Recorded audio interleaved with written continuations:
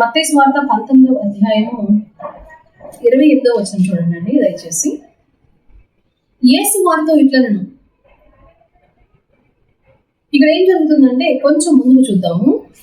ఇక్కడ కొంచెం యేసు తన శిష్యులను చూచి, ధనవంతుడు పరలోక రాజ్యంలో ప్రవేశించడం దుర్లభమని మీతో నిశ్చయముగా చెప్పుచున్నాను.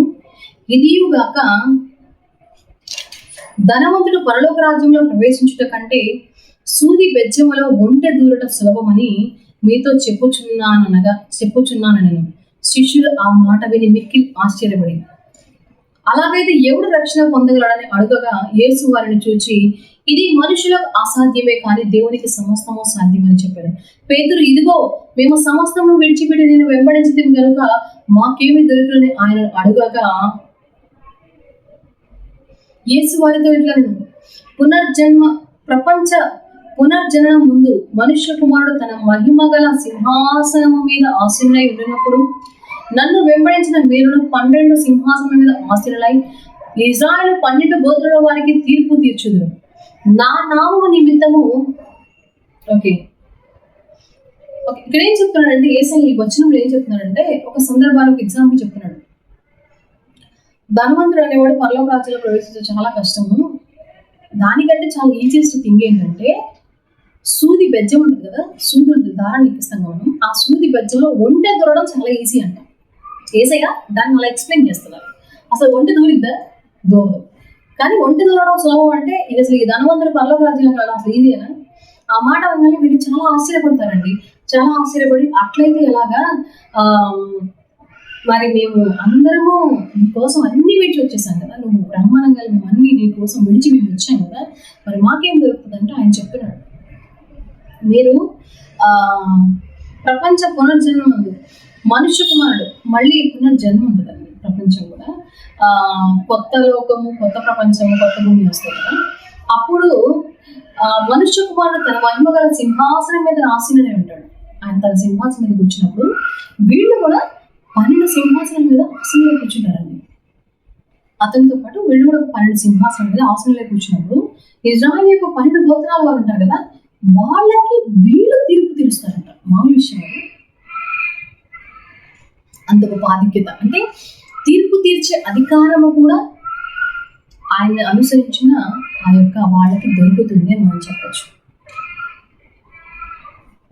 అంటే ఆ జడ్జిమెంట్ పవర్ కూడా మనకి ఇస్తాడు ఆయన.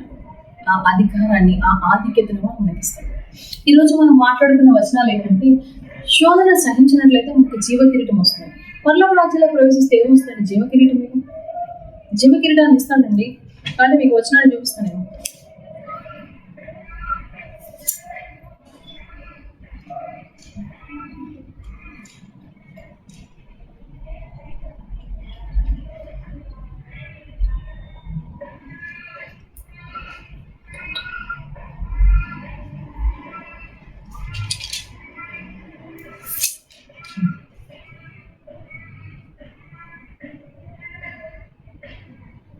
ఒక నిమిషం అండి. ప్రకటన గ్రంథము రివలేషన్స్ చాప్టర్ 1 చూడండి ఒకసారి. ఆయన మాట్లాడుతున్నారు. యేసయ్య 17వ వచనంలో చెప్తున్నారు చూడండి. నేను ఆయనను చూడగానే చచ్చిన వాని వలె ఆయన పాదముల చింతపడుతుంది. యోహాన్ గారి విషయాలు మాట్లాడుతున్నాడు.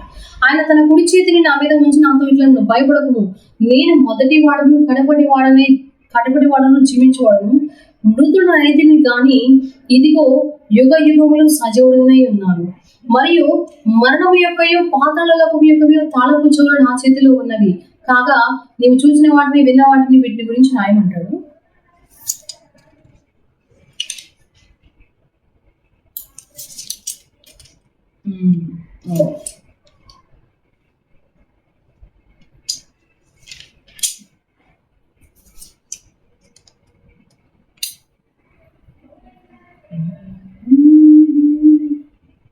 ఇది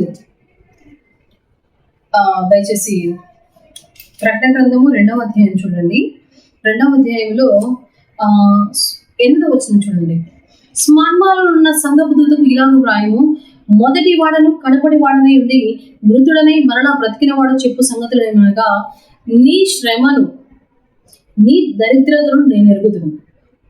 ఆయనను నీవు ధనవంతుడివి. తాము యూదులమని చెప్పుకొనుచు యూదులు కాక సాధారణ సమాజము వారి వలన నీకు కలుగు దూషణ నేను ఎరుగుదును. నీవు పొందబోవు శ్రమలకు భయపడకుము. ఇదిగో మీరు శోధింపబడినట్లు అపవాది మీలో కొందరిని చెరలో వేయింపబోచున్నాడు. 10 దినములు శ్రమ కలుగును, మరణము వరకు నమ్మకముగా ఉండము. నేను నీకు జీవ కిరీటం ఇచ్చేదను. ఏమిస్తానంటాడండి? శోధనలు సహిస్తే జీవ కిరీటం ఇస్తున్నాడు. అదే స్మర్మలో ఉన్న సంఘ దూతలకు రాస్తున్నాడు ఆయన. మీకు శ్రమలు వస్తాయి, మీకు కష్టాలు వస్తాయి.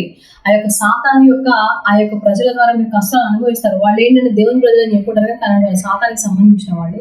ఇదిగో నేను మీకు వాగ్దానం చేసినట్లుగా, నేను మీకు చెప్పినట్లుగా మీరు శోధనలు సహించినట్లయితే మీకు జీవ కిరీటాన్ని ఇస్తానంటారు. మళ్ళీ మీకు అది చదివిపిస్తాను చూడండి. ఇదిగో మీరు శోధింపబడినట్లు అపవాది మీలో కొందరిని చెరలో వేయబోచున్నాడు. 10 దినముల శ్రమ కలుగును, 10 days శ్రమలు అనుభవించండి. మరణం వరకు నమ్మకంగా ఉండదు, చచ్చిపోయేటప్పుడు నమ్మకంగా ఉండమంటాడు. నేను నీకు జీవ కిరీటం ఇచ్చేదను. చాలా అండి, చాలు. దేవుడు ఈ వాక్యాన్ని దీవించును గాక. దయచేసి మీ ప్రేయర్ రిక్వెస్ట్స్ మాకు పంపించండి. మీ ప్రార్థన అవసరాలు మాకు తెలియచేయండి. మేము ప్రార్థన చేస్తాం మీకోసం. వాక్యాన్ని వినండి. వాక్యము అసలు సత్యమో కాదో దాన్ని కూర్చొని మెడిటేట్ చేయడానికి ట్రై చేయండి. దేవుని ముందు కూర్చోండి. మీ అందరికీ